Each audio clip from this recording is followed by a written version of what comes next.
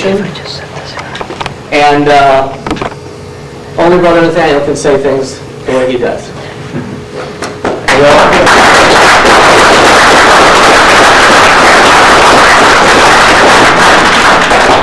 I'm really a nice guy, but I offend a lot of people. And I think the reason I do is because I'm not afraid to name the names. We have a serious problem in America, and I'm going to tell you why. And I'm going to tell you who by. And that may offend some of you. Probably will. Because we've been conditioned not to say a 3-letter word. I'm not talking about a 4-letter word, it's a 3-letter word. We've been conditioned not to even use the word. But I use it because I grew up as a Jew. So I use that word. Jews use it all the time. Jews for this. Jews don't like that. Jews don't want guns. Jews want hate speech to be forbidden.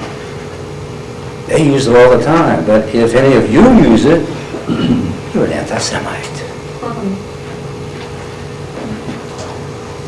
I grew up in Judaism. I went to Sabbath services every Friday evening with my parents in an upper middle class synagogue. I was born Milton Kapner. Some like to say, hey, he uses a fake name, don't believe in him.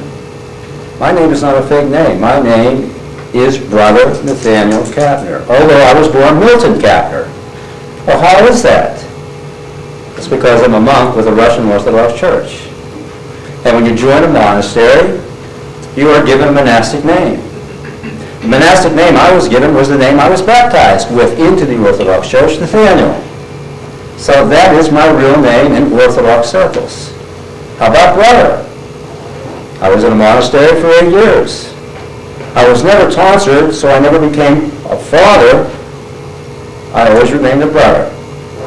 So I have a real name, Brother Nathaniel Kapner. And that's my name as a born-again Christian. But I was born Milton Kapner. And I still use that name in my government-issued ID. So I'm not playing with names. I'm not pretending to be someone I'm not. I've been accused of being a fraud. He's not Brother Nathaniel. He's Milton Kapner. Well, I'm both. Milton is traditionally a Jewish name. You've all heard of Milton Friedman, the free trade economist. He's Jewish. He looks very Jewish. I also look very Jewish. That's how God made me. I think that's part of my appeal.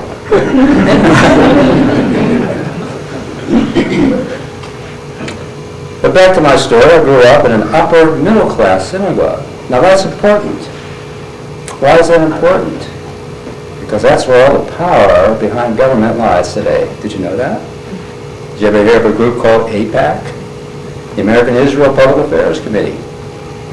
These are upper middle class Jews who run it. But the money behind it are billionaire Jews. You probably heard of a man named Michael Bloomberg. He's against gun ownership. He wants to take away your guns. He doesn't like the Second Amendment. He's got political action committees that fund candidates and advertise candidates that go with his program. He just won a test case in Illinois where one of his people was elected as a Democratic candidate for Congress. He's worth $27 billion. This is the kind of synagogue I grew up in. It wasn't just upper middle class, there were millionaires in my synagogue. So I was privy to how Jews think, act, and what they say behind closed doors.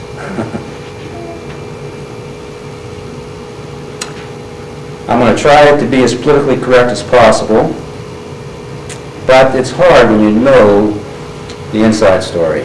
It's very hard. In the synagogue,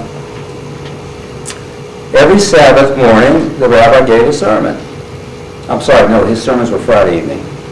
Saturday was Sabbath school.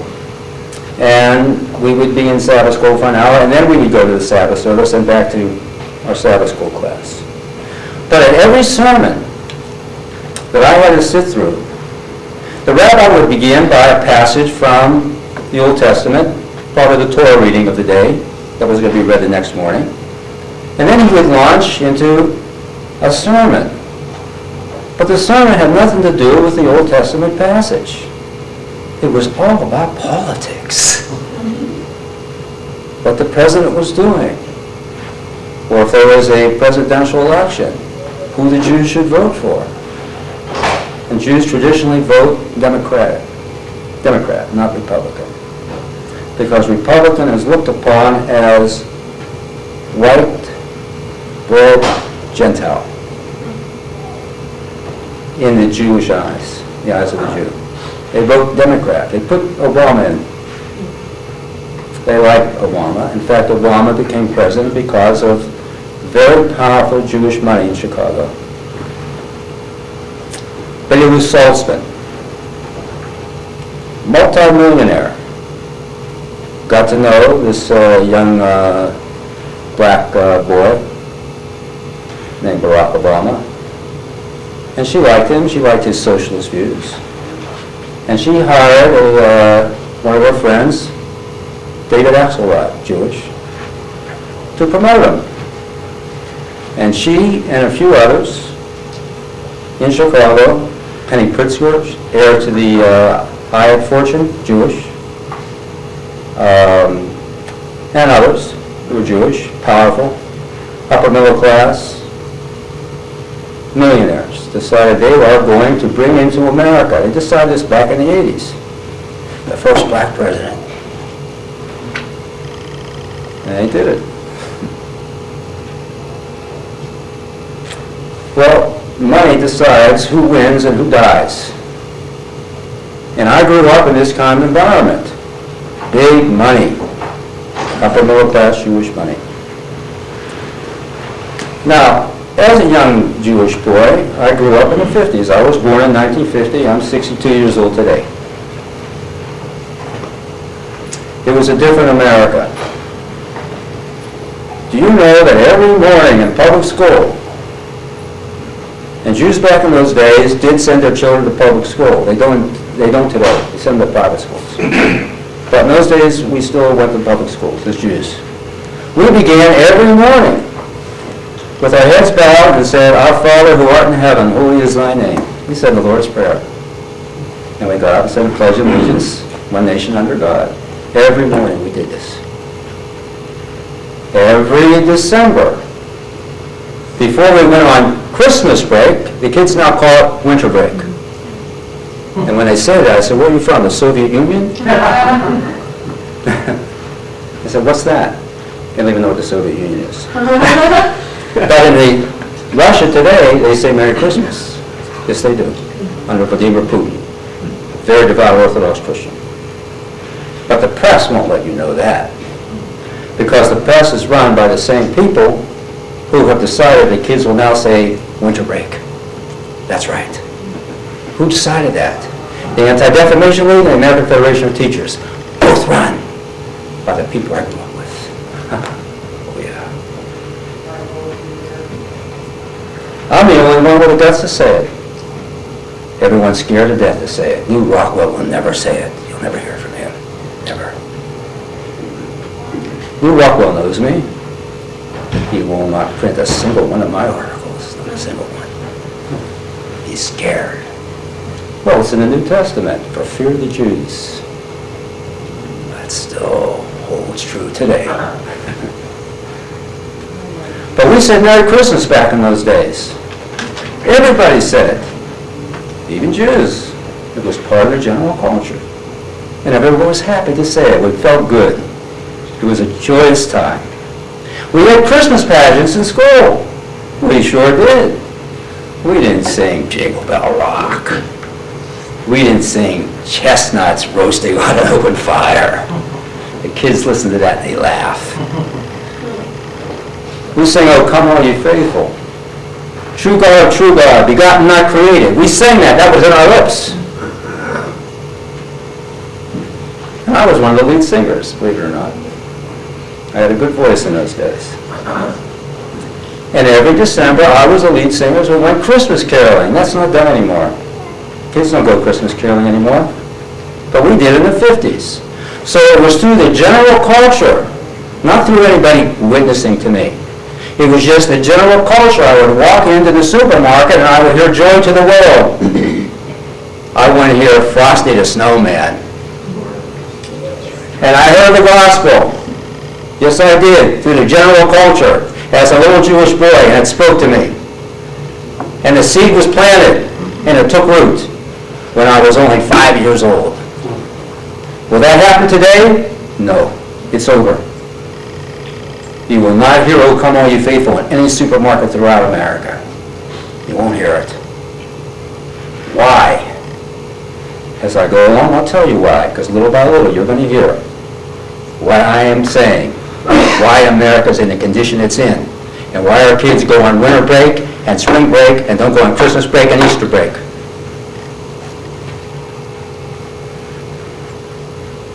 So as a little Jewish boy, I was very, very attracted to Jesus because I heard the gospel in the general culture. And I saw in my neighborhood, we lived in a mixed neighborhood of Jews, Catholics, and Presbyterians, and some Orthodox. I saw there was a wholesomeness in my Christian neighbors that I didn't see amongst my own people. Amongst my own people, including my mother and father. God rest their souls. They came to Christ before they died. My mother was baptized as an Orthodox Christian. But I saw within my own neuroses, sickness, psychological sickness, nervousness, instability. But I saw in my Christian neighbors wholesomeness, peace, an inner joy. And I was very attracted to that. You don't see too much of that today. No, you don't. I travel a lot because of my street evangelism. And I go to the airports a lot. I don't see what I used to see in people. People look haggard, people look sick. People don't look well. And it's very rare I see someone with a wholesome look on their face. It's very hard to see it. Don't see it too much. But then in the 50s you saw it. Because the culture was more wholesome. You didn't turn on the TV and see homosexuals and lesbians. You didn't see it. And there's a reason you're seeing it today. It's because who owns the TV stations? Who owns ABC, NBC, CBS, CNN? I can give you their names. They're not O'Leary, and they're not Williams, and they're not Smith. No, they're not. They're Rothstein. And names like that. But I'll get to that later, who owns the television stations. And all the press now.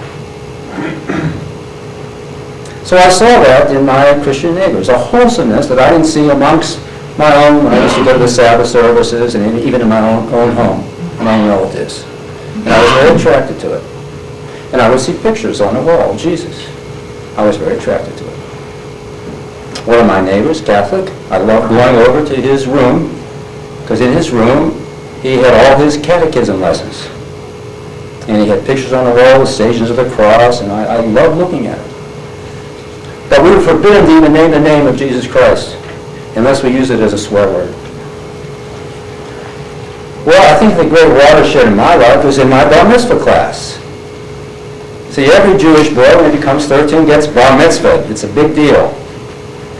And what it traditionally means, this is the time that a Jewish child, a male child, comes of age. He's now 13. He's now ready to enter in the adult world. And his rite of passage is the bar mitzvah, where he now becomes bar, son, mitzvah, commandment, the son of the commandment, or the covenant. And now he can go up and make aliyah at every Sabbath service. What is aliyah? It means you go up from where you're sitting in the congregation and you read the Torah passage of the day. In every Sabbath service, there's a Torah passage from the Old Testament, and there's a passage from the prophets. And that that boy, once he becomes bar mitzvah, that's his first aliyah. He's the one who's reading that passage for that Sabbath service of the day. And that passage from the Old Testament and the prophet. So in my bar mitzvah class, I see her today, Mrs. Schechter. She was built like a bull. We studied, her decision was we're going to study comparative religions. So we can see the difference between all these religions and Judaism. So we can have a better appreciation of our own wonderful religion of Judaism by seeing and comparing them, Judaism with all the other religions. So we studied Hinduism. And next we studied Buddhism. Then Baha'i. I don't know why she chose Baha'i, but we studied Baha'i. Then we studied Islam. Then we studied Shintoism. Then it came, and we studied it thoroughly. Then it came time to study Christianity. I thought we'd study Christianity first, and I wanted to learn about it, because in our own homes we were forbidden to have the New Testament. Forbidden to study it. As I said, we couldn't even say the word Jesus. She gets up in front of the class. The whole time, during this whole semester, she's sitting. Now she gets up. She says, children, I still see her. She's built like a bull, Mrs. Schechter. Children, we're not going to study Christianity. I thought to myself, why not? I said to myself. And she told us why. She said, it's nothing but a fable. I thought to myself, I was a pretty smart kid. I said, 2,000 years? That which formed Western civilization is a fable? How could this be? Are the Gentiles that stupid?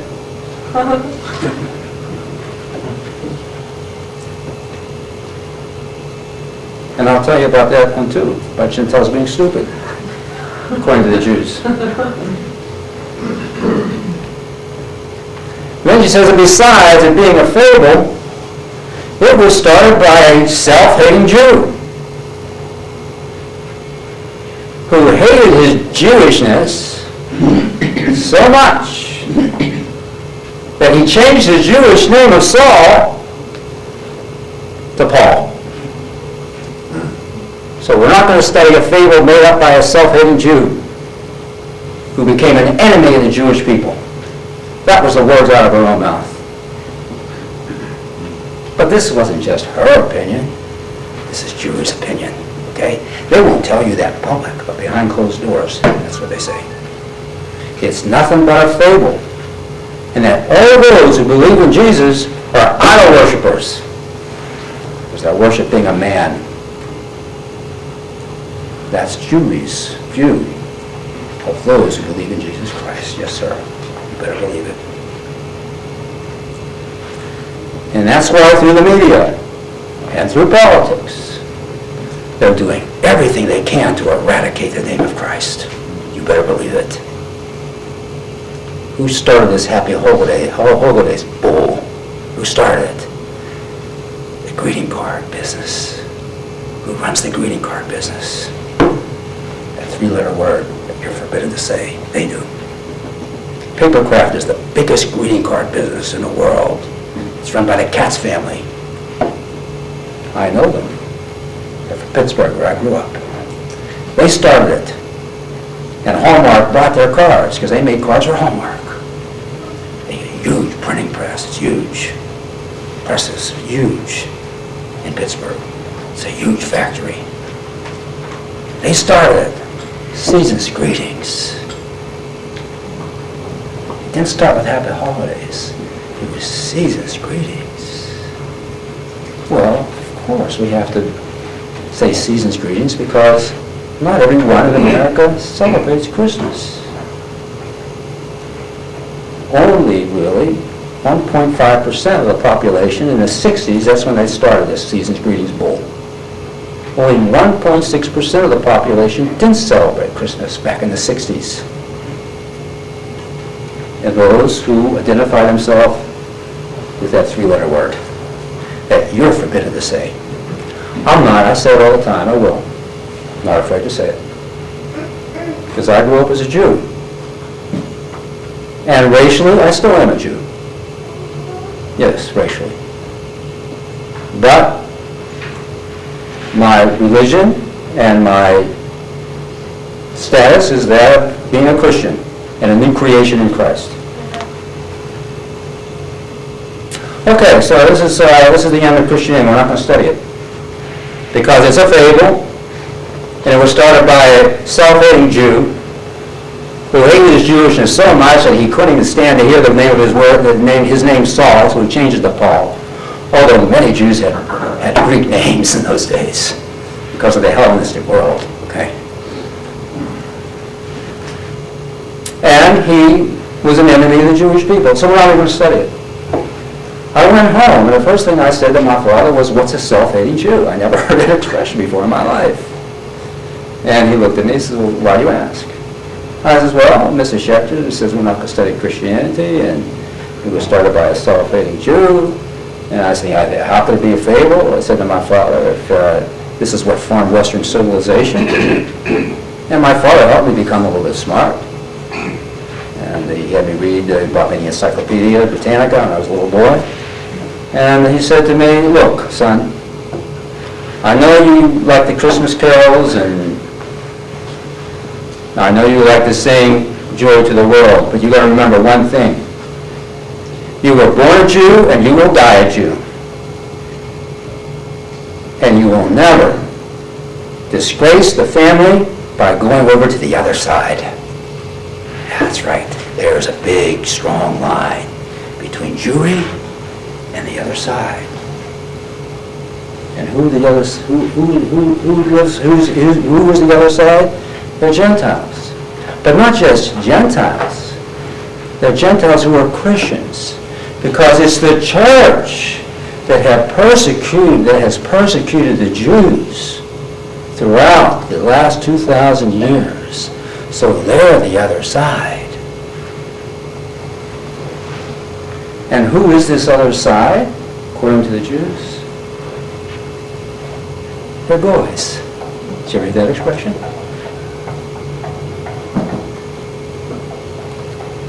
You're the goyim. It's a derogatory way of expressing those who aren't Jewish, the goyim. And if you're a black, even though the Jews champion civil rights for the blacks, Jews have no love for blacks. They call them schwarzes and shooks behind closed doors. Who funded Martin Luther King? The Jews. Who started the NAACP? Jews. They funded it. Now, these are good causes, and I agree with it, that there should be equal rights for a black as much as a white, according to merit. But that wasn't the Jewish agenda. The Jewish agenda was, and I'm talking this is the Jewish agenda, was destroy a white Christian power bloc that could oppose them. Now, once they did it with affirmative action and these various types of things, they did it through open immigration. Now, many of us are against illegal immigration, and that's important. But the real issue is legal immigration, not illegal. The issue is not Arizona and Texas and what comes across the border. It's what's coming from third world nations, my friends. That's the issue. And it's legal. How did it become legal that all of a sudden our cities look like you're in Saudi Arabia? How did that happen?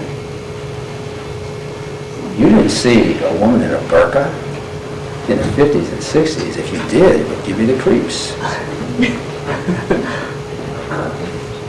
But now you see it in every major city. Yes, you do. Even in the Midwest. You go to Minneapolis, you think you're in Somalia. And they're having lots of babies, too. Oh, yes, they are. How? Okay, need to hear me better? How did this happen? How is it that America has become multi-creedal? I'm not saying multicultural. I'm not saying multiracial. I'm saying multi-creedal. How did that happen? That we are no longer a country with a Christian complexion. There's been many assaults on it, but one of the assaults that we're no longer a country with a Christian complexion, because it comes from every angle. But one of the components, one of the main components happened in 1965. And that's called the legislation that was passed called the Open Immigration Law of 1965. This was the great watershed, where no longer was immigration allowed just from European nations, Christian nations, but third world nations, Pakistan, Bangladesh, Syria, Jordan, without any quotas. They could bring their 6th, 8th, 10th, 12th, 20th cousin, and they've got cousins galore. That aren't even really their cousins. And this is not stopping. The tide has not been stopped. They're still coming in and they're having babies and they're looking for government handouts. My friends, we're in serious trouble. Let's go back to my upbringing.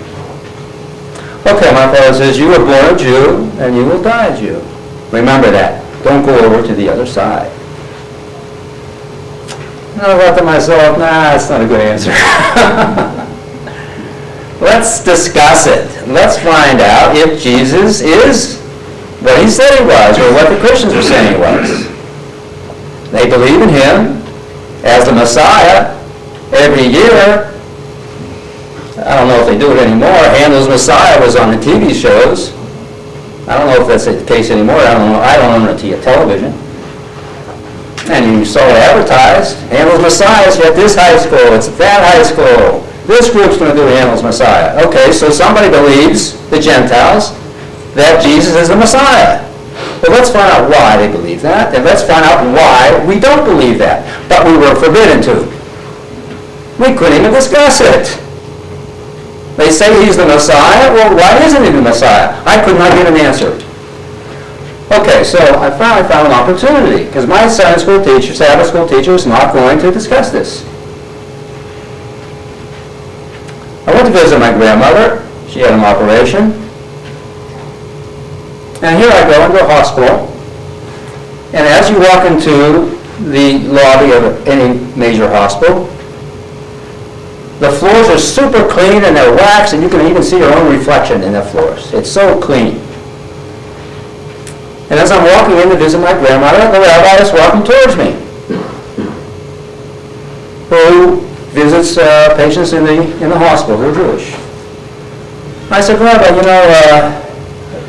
I'm glad to see you. I wanted to talk to you. I'm a little concerned about something. Mr. Schechter doesn't want to talk about Christianity. He starts scowling. I thought, uh-oh. I said, well, I'd just like to maybe sit down with you sometime and tell me why we don't believe that Jesus Christ is the Messiah. He spits right on the floor. That's what he did. Spit. I was appalled. I mean, this wax floor, this was insane. He said, don't you ever name that name again. That name should never come out of your lips again. I said, what is the problem here? Why can't we just have an intelligent discussion? I said, someday when I get away from my family and this synagogue, I lived in Pittsburgh at the time, I'm going to study it for myself. I'll get a New Testament and I'll read it. Well, I made sure I went to a school in California. Far away from my Jewish family and the Jewish synagogue. And it was there that I got a hold of the New Testament. Well, we were conditioned to believe, and brainwashed to believe, that the New Testament is a handbook. It's a handbook for Roman Catholics. How to go to confession, how to count rosary beads, how to worship the Virgin Mary, and all that kind of thing. So I thought, okay, I'll read a Catholic handbook, but at least, I'll try to find out something about Jesus. I had no idea what was inside it. I opened to the first page, the Gospel according to St. Matthew. I said, okay, here we go. The St. Matthew guy, some Gentile, is going to tell us how to count rosary beads. But I'll get through it until I find out about Jesus. Well, I'm seeing all these Jewish names. Jesus Christ, the son of this one, the son of that one, the son of Zacharias, son of Hoffman. Wow, these are all Jews. How could this be? This doesn't sound like a Catholic handbook to me. This is the genealogy of Jesus Christ. And he goes to all these Jewish names, the son of David. Well, he wasn't Gentile, he was Jewish. All the way back to Adam. So I said, well, this is interesting. How does this Catholic guy, St. Matthew, know about all these Jews? Well, as I continued to read, I realized that St. Matthew was a Jew himself. And his name was Levi. He had a Jewish name after all. So I couldn't put the book down. I was very interested in this, and as I started to read the life of Jesus, I was enthralled by him, especially when he told off the Pharisees. And I thought, come on, Jesus, why don't you get to my rabbi when he spit? You tell him off. And get Mr. Schechter too while you're at it. So he became my hero. I couldn't put it down. I kept on reading, and I read the next gospel, Mark, and then Luke, and John. And then I found a little booklet on the street. Do you know the 4 spiritual laws? I said, no, I don't, so I picked it up.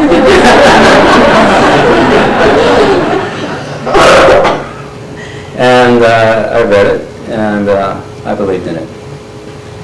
And I took the book home, and I got on my knees, and I said that prayer, Jesus Christ, come into my heart. And I haven't been the same since. Well, the first thing I did was, wow, this is great. I now believe in Jesus, and I went to a church. And they said, you've got to read this book, The Late Great Planet Earth. Remember that book? So someone gave me the book, and I went home and I devoured it. And I was very impressed with how Hal Lindsey went back into the Old Testament and showed that through the Old Testament, Jesus is shown to be the Messiah through all the things he did, where he was born, how he would be born, what he would do, when he would come. He shows that very clearly in that book. Oh, wow, yeah, I know that passage. Why did I see that before when I heard it during the Sabbath services? Why did I see that in Sabbath school? Why did I see that passage? Because it was glossed over. And we were taught that the idea of the suffering servant in Isaiah chapter 53 was about the Jewish people and all the sufferings that they would go through. But here Hal Lindsey says, no, it's not that. It's about who the Messiah would be and what he would do. Wow, my eyes were open. It was like scales came out, dripping from my eyes. So I called my rabbi. I was in California. I said, Rabbi, I found the Messiah. I got to talk to you. He said, well, what are you talking about? I said, Jesus is the Jewish Messiah. It's all in the Old Testament. He says, well, I've got to go now. We can talk later. 5 minutes later, I get a call from my mother. She says, you're coming home. I just got a call from the rabbi, and he tells me that you were having a nervous breakdown.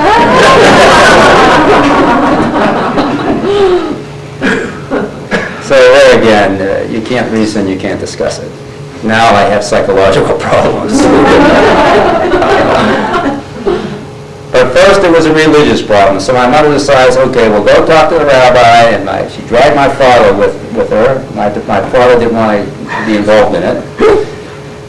But we went to about 4, 5, 6 different rabbis for the ensuing 2 months, and my father ended up saying, look, it sounds like my son knows the Bible better than these rabbis. And he was a little disgusted because he saw the rabbis were not really willing to discuss it.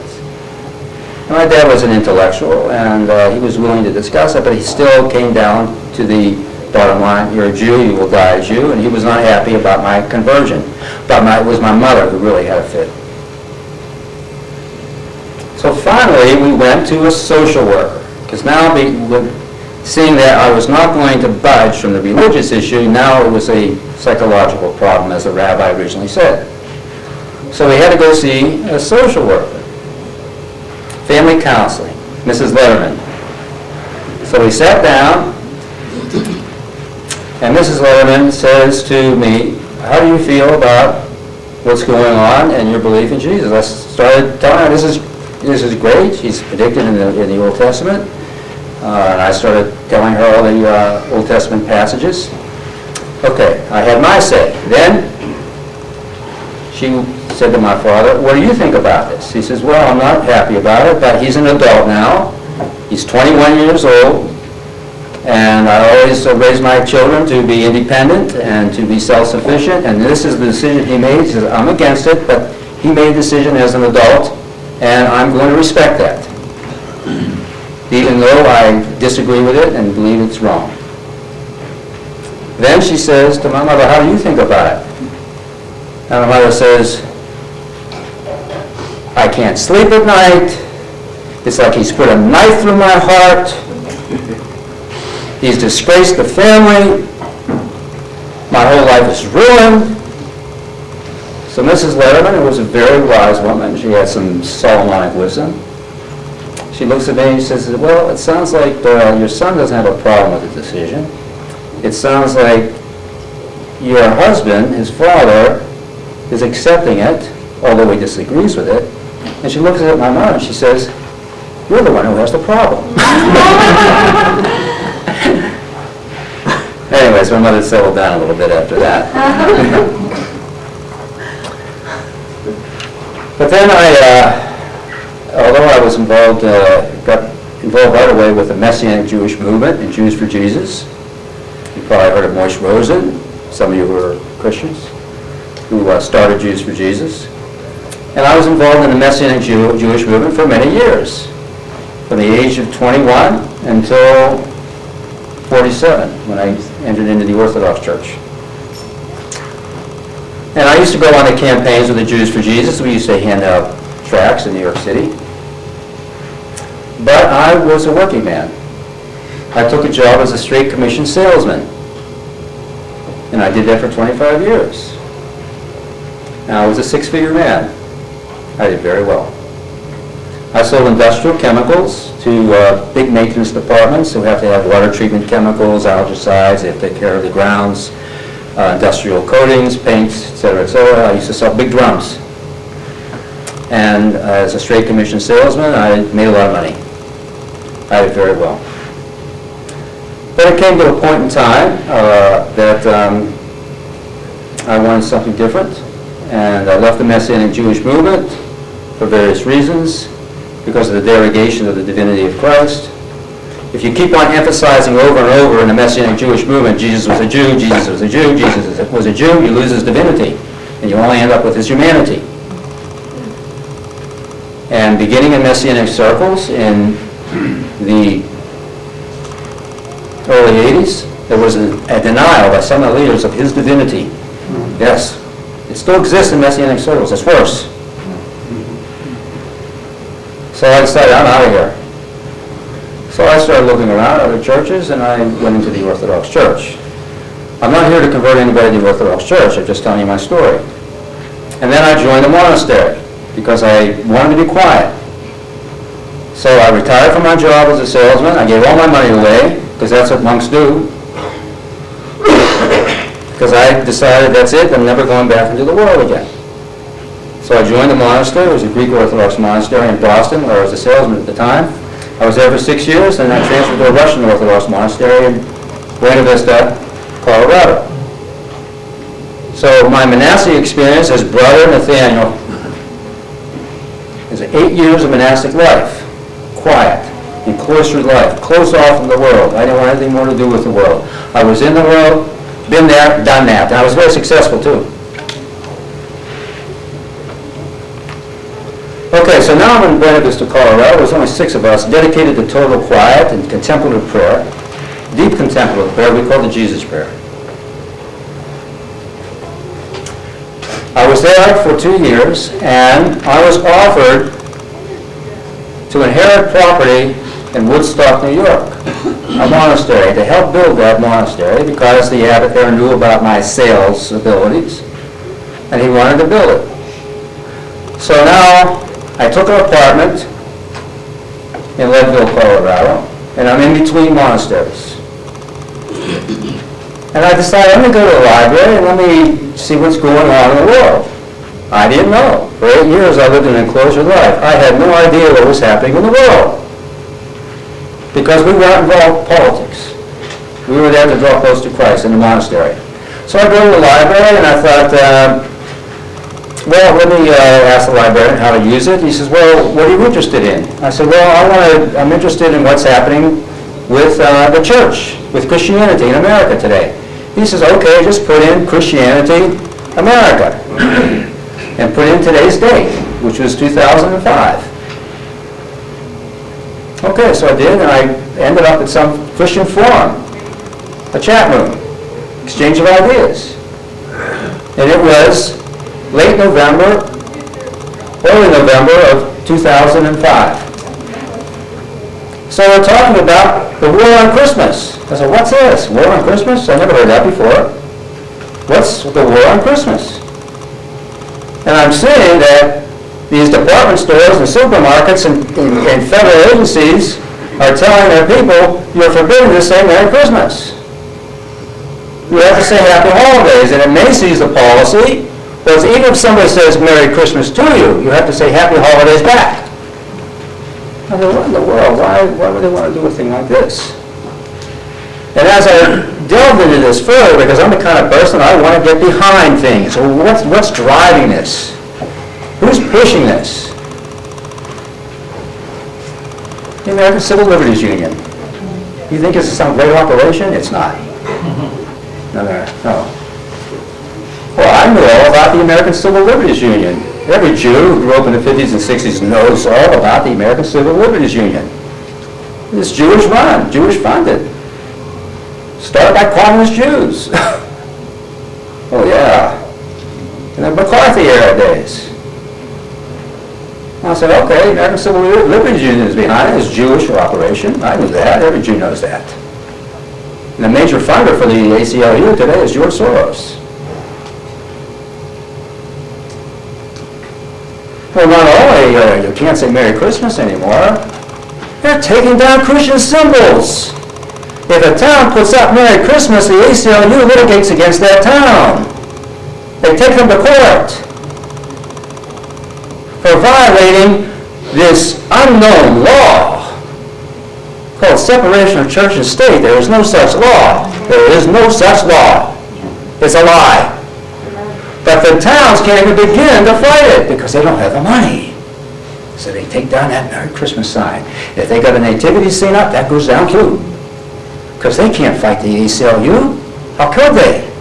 The ACLU has billions at their disposal. That was the beginning of it. Now, I grew up in Allegheny County in Pittsburgh.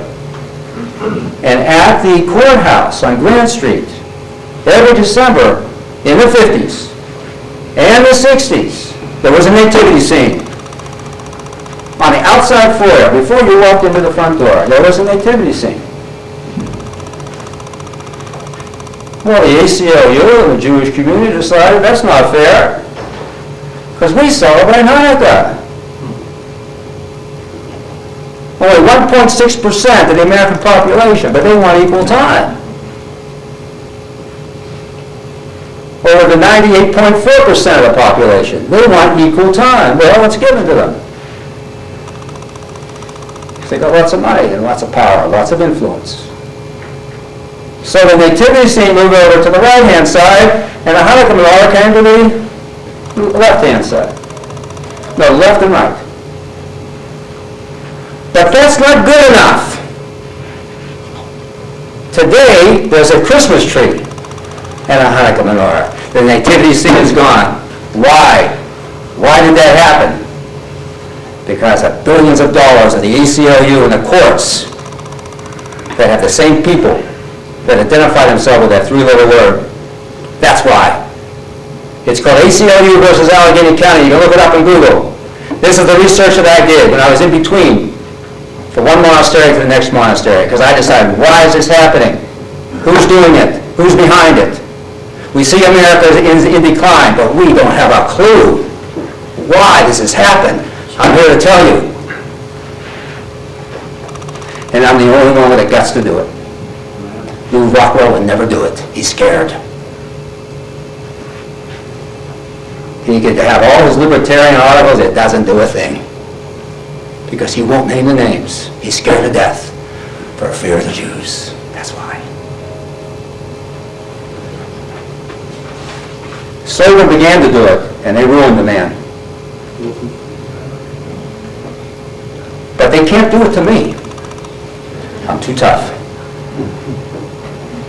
And I know their game, backward and forward. They try to do it to me, I'll tell you about that too. But they can't. And I'll tell you why. I've got the Lord. Amen. They're going to fight me, they're fighting him. Amen.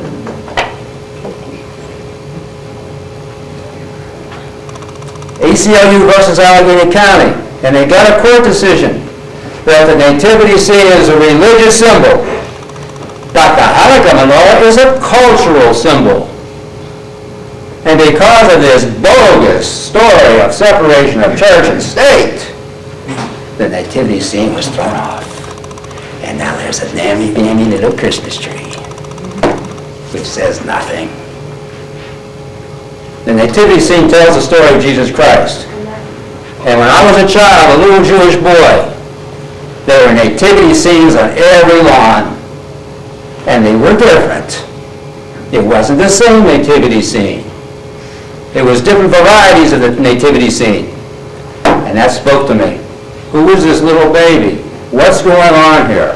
What are these presents being given to him? Who are these shepherds? That was the gospel story, right there. I didn't need the New Testament, which forbidden us to read. I saw the New Testament with my eyes. The gospel was preached through a Christian symbol in the public square. It's gone today. I'm sorry. All you see on Christian lawns are reindeer and snowman. And the kids with the rings in their noses, the kids with the tattoos all up down their arms, which is a precursor of the Antichrist, piercing their skin. They laugh when they see the reindeers and the frosty snowmen. They laugh.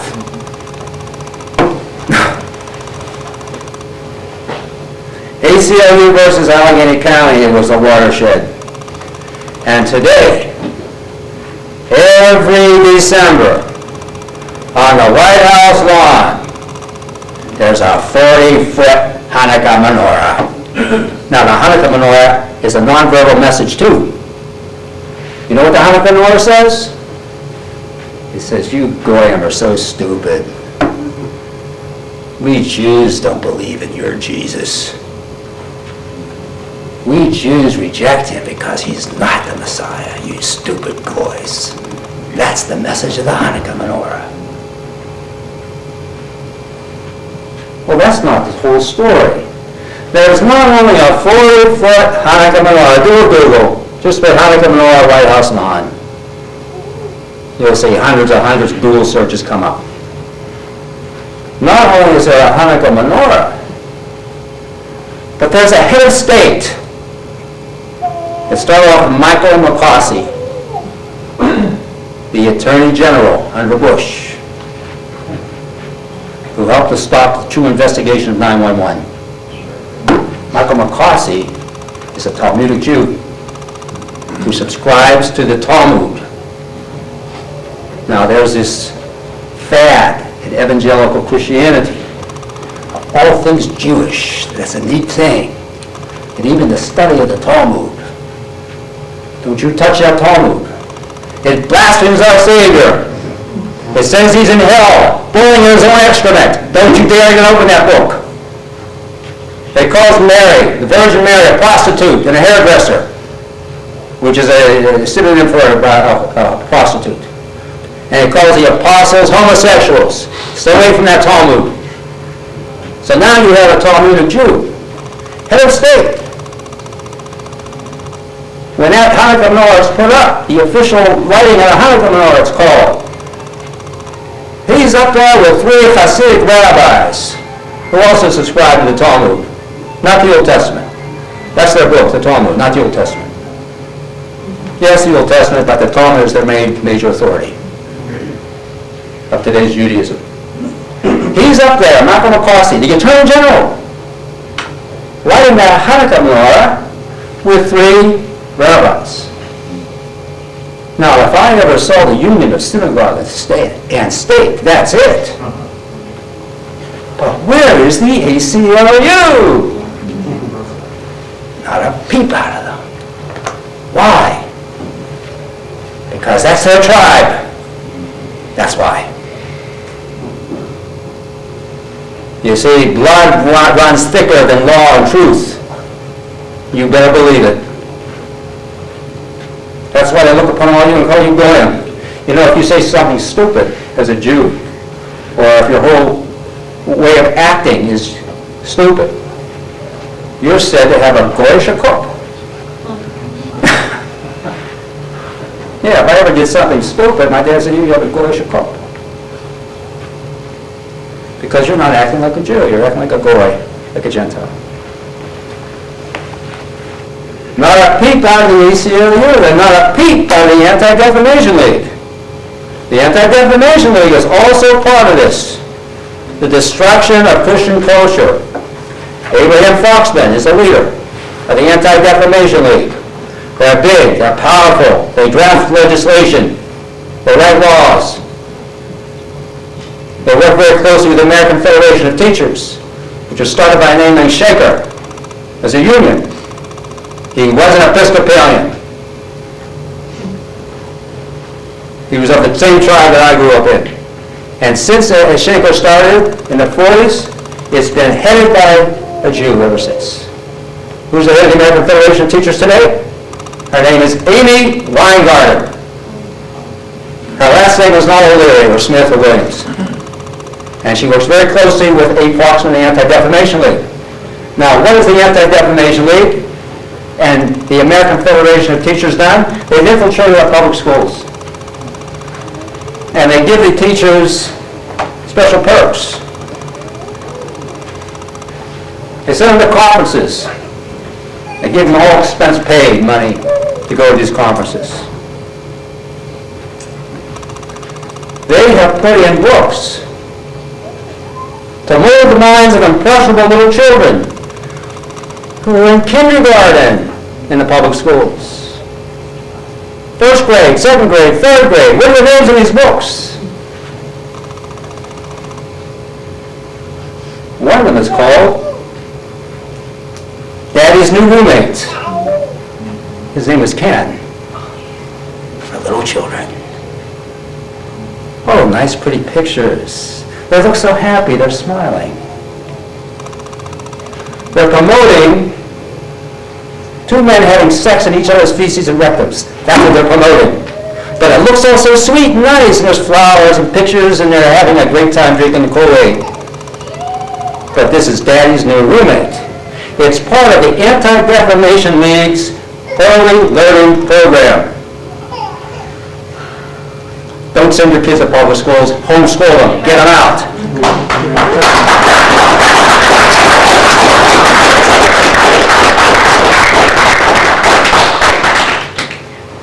Okay, now the kids read Daddy's New Roommate.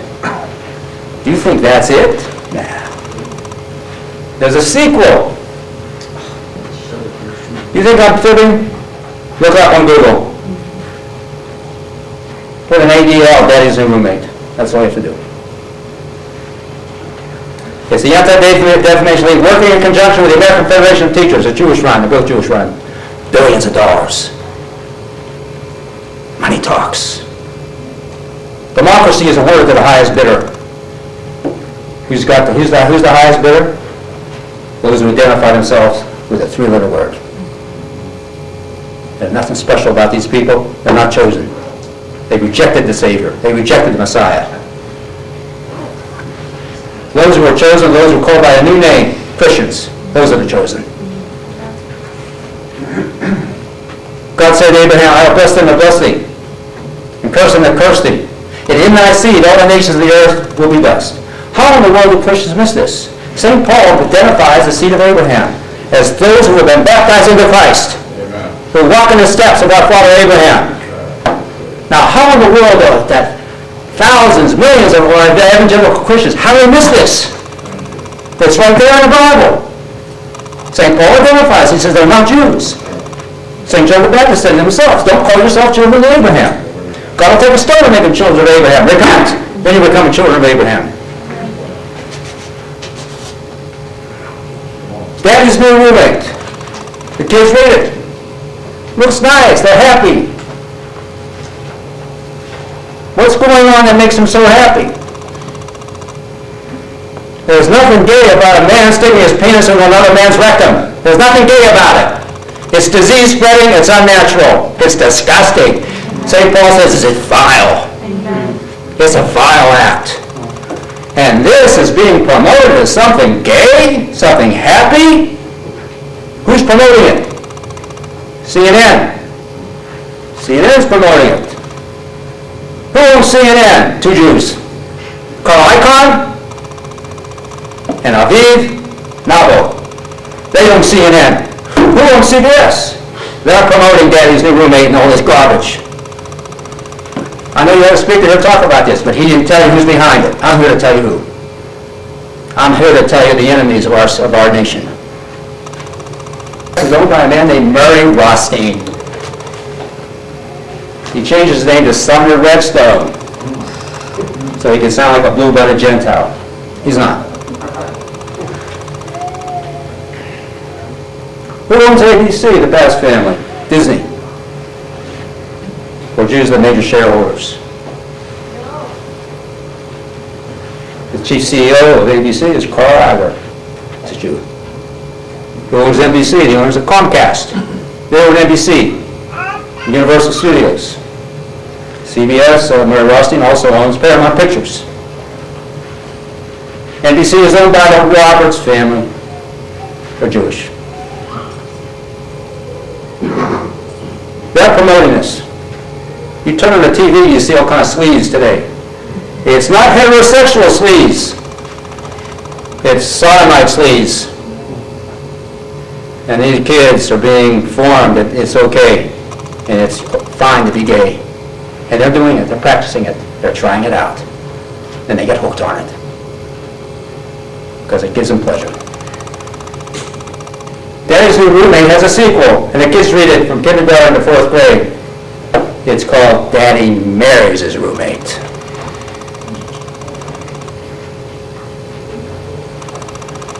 Well, gay marriage is the topic now. Well, sure. Why should they have civil rights to get married if it's what they want to do? If it feels good, do it, as long as it doesn't hurt me. That's the way Americans think now. It hurts our society. It destroys our society. The very essence of a healthy society is marriage between a man and a woman to raise children. And if you destroy that, you destroy society. And God's not pleased either. Nobody knows about Sodom and Gomorrah. I say to the kids, they don't have a clue what it is. I said, God destroyed Sodom and Gomorrah. I go, what?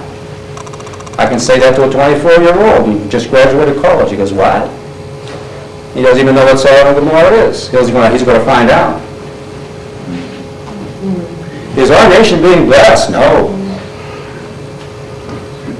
When evangelical Christians say to me, we've got to bless the Jews or else we're not going to get blessed. I said, well, no one's blessing the Jews more than America is. I don't see us being blessed. Our economy is in a total ruin. Our culture is in a total ruin. Our society is fragmented. We have a multicultural society. We're not unified. We're being cursed, as far as I can see. It's not working. So then, if it's not working, this idea that we've got to bless the Jews so we can be blessed, if we see practically it's not working, then we've got to go back. Okay, and say, well, why isn't it working? Because we're not supposed to bless the enemies of Christ. That's why. And these people are. Well, just look at their actions. Does Christ condone Daddy's new roommate? Daddy marries his roommate? Of course he doesn't. But now they're trying to paint him as if he'd be in favor of this. But we know he's not. Because his apostles who carried on his teachings to the Holy Spirit, because Jesus Christ said, I have much more to say to you, but you can't bear it now. But when I go, I will send the Holy Spirit. He will lead you with all truth. And you'll write it down, passing to a future generations. And they did. And St. Paul spelled it out. It's a vile affection. Men working with men, that which is unseemly. See, I do street evangelism. I go out to median strips and I hold up a cross. And kids come up to me all the time. Teenagers, they're very attracted to me. And they say to me, what do you think about this gay thing? I say to them, just think about it. A man takes his penis and puts it into another man's rear end where he poops. And the kids grimace. They go like this. I said, now look yourself in the mirror and you just answered your question. See, you've got to be very graphic about it. If we just say gay and they're happy, they're not happy. They're miserable people. Take a look at the homosexual. He looks like he's ready for the grave. He looks miserable. I look at them. I try to see what people look like. Because you can tell what people, what's going on the inside from the outside. But this is being pushed as something wonderful, something great. And this lesbian, who's on the Supreme Court, Elena Kagan, she argued, well, if marriage is supposed to be for the raising of children, then I would suppose that somebody who's 50 years old, who marries another 50-year-old who can't have children, then how would that qualify as a marriage? This is the exception. Marriage is not primarily between two 50-year-olds, it's between two childbearing young people to raise children and to maintain a harmonious relationship between the two for the health and welfare of the children. But that is being dismantled. But believe you me, if a Jewish boy or daughter comes home from college and announces to their mother and father that they're homosexual or lesbian, gay, this is the worst thing that can ever happen to a Jewish parent. Because the Jew sees the perpetuity of his name